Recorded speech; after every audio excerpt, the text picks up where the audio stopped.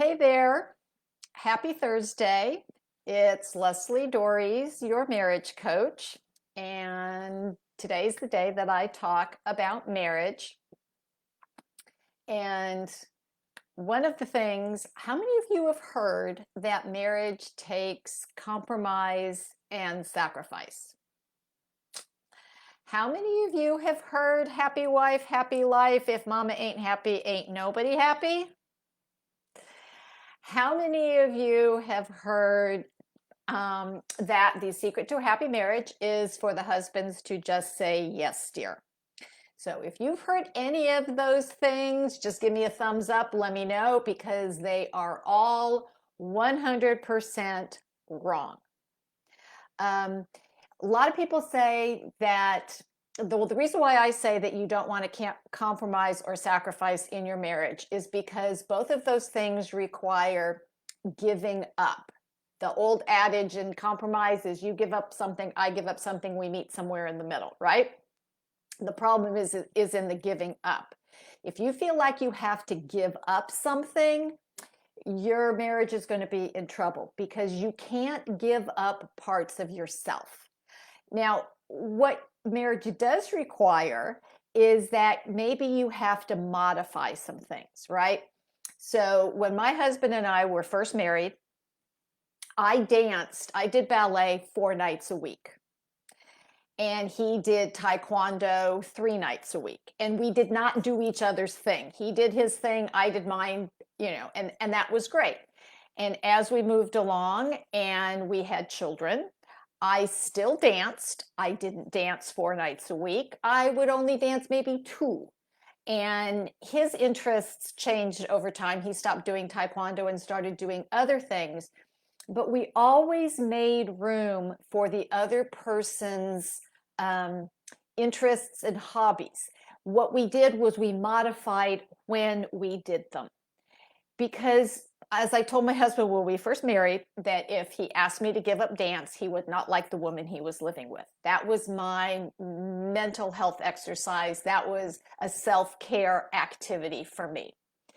And you need to have things that matter to you. You need to have things that make you feel good about yourself, which will help you to feel good in your relationship. And if you love your partner, you don't want them to give up the things that matter to them. It's about doing them in a way that still works and supports your marriage. Now, one of the things that I hear from a lot of men and ladies, this may surprise you, but many men, their number one thing that they want is to make their wives happy. And so they buy into this happy wife, happy life. If mom ain't happy, ain't nobody happy. They're just supposed to say, yes, dear. And then the problem is that they feel like they don't matter.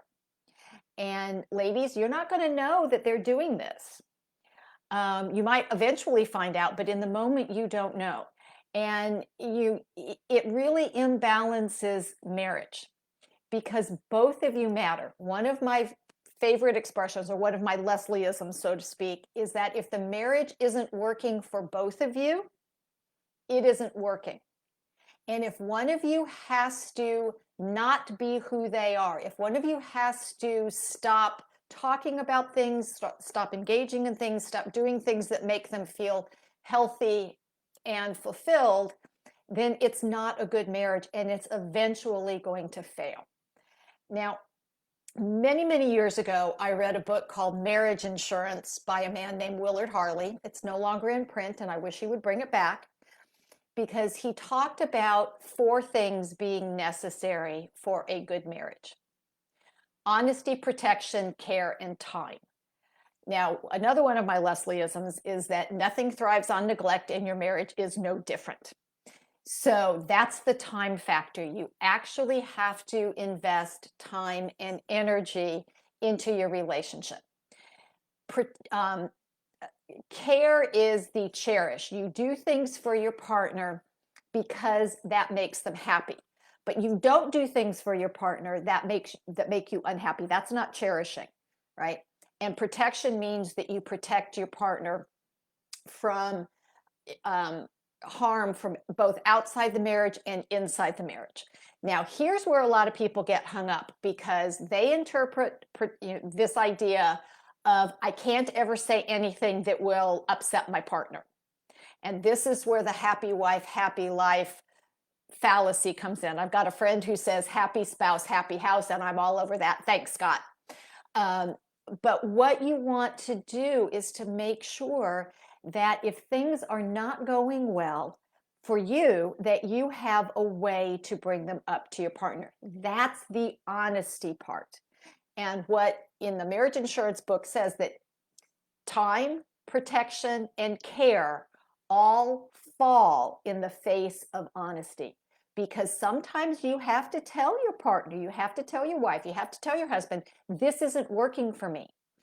And your partner may not like it. And by the way, that is not the end of the world. Okay.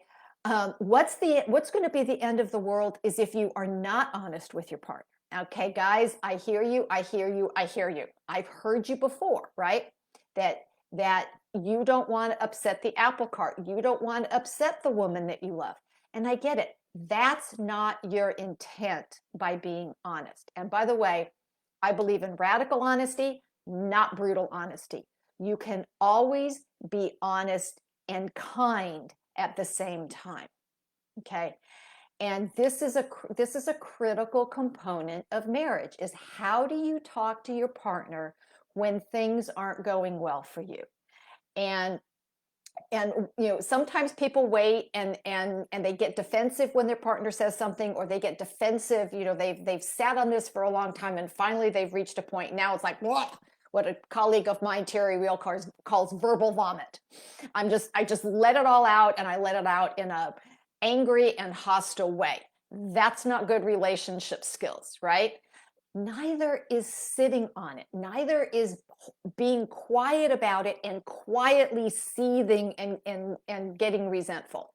Because resentment is the gremlins of relationships. You let resentment take hold and your relationship and the love start to die. So this is all about holding on to who you are. It's perfectly acceptable for you to ask your partner to change their behavior or your partner to ask you to change your behavior. It is never okay, nor is it necessary to ask somebody to change who they are. Now, I happen to be an introvert. People will say that's not true, but trust me, I'm an introvert. And I can do extroverted things, but they exhaust me. I will never be an extrovert. There is not enough alcohol in the world to get me up singing at a karaoke bar. I will be passed out underneath the table. That's not who I am. So that's something that I just cannot do, right? And that's okay. It's okay for me to be an introvert. It's okay for you to be an extrovert. That's all okay. But you can't ask somebody to stop being one of those things, right? People who are artists can't stop being artists. It's not what they do, it's who they are. It's how they see the world. They don't see the world like engineers. We have engineers to see the world like engineers. That's great. And if you're an artist and engineer together, even better, right? This is what makes us all different. And my personality, how I see the world is non-negotiable. That's how I see the world. My behavior is where I can do something different. So my brilliant husband many years ago said to me, when you get upset, not if, because he knows I'm kind of a passionate kind of person, he goes, when you get upset, would you mind not taking a flamethrower to everything in your path? Meaning him. Now, I might not even have been upset with him, but my behavior was not okay. And he very wisely and at an appropriate time made that request. And when he made that request, I realized that if I didn't change my behavior, our marriage was going to be in trouble. He did not ask me to stop being passionate. He did not ask me to stop caring about things. He just asked me to handle it in a different way. And this is one of the things that I know you guys are very fearful about in approaching your wives about things that maybe they're doing that are a challenge for you, because I've heard it more times than I can count about not liking conflict, but bringing up something that matters to you is not conflict.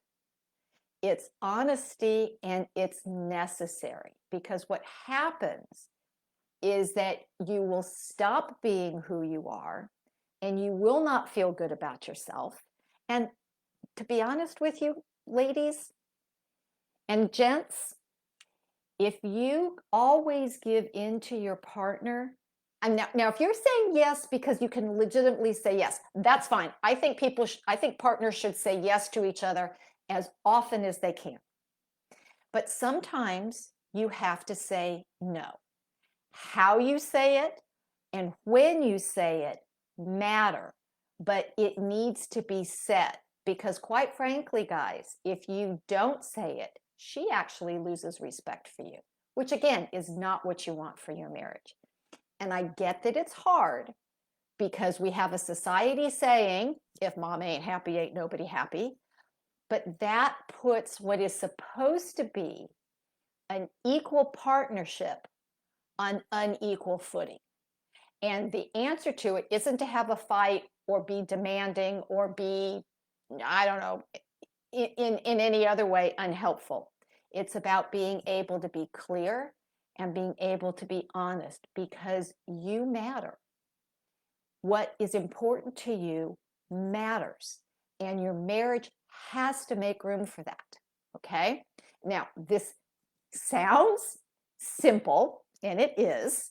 It's not necessarily easy, because we aren't taught how to approach people that we really care about. And ladies, I need you to understand, your guys love you. They want you to be happy.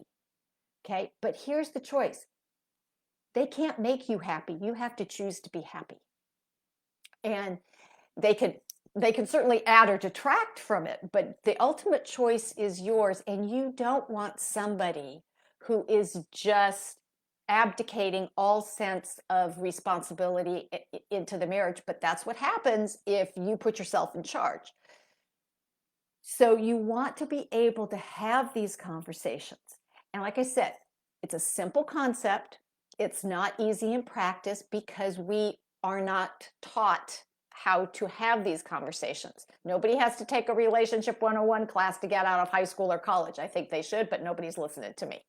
So if you want some help with that, if you have some questions about how to do that, please let me know. Okay, this is what I do. I teach people how to do this. And so if you want to know more, you can either put a comment down in the, underneath the video, and I will get back to you, or you can send me an email at Lesli, Lesli, at foundationscoachingnc.com. That's FOUNDATIONS, coaching, N as in Nancy, C as in Charlie.com. And I will be happy to talk with you about it. Or you can schedule a free consultation with me. But you don't sit on this. Don't let yourself disappear into your marriage. Number one, it's not necessary. And number two, it's actually harmful. Okay? So that's all for today. And hopefully you found that helpful. And until next week, stay loving.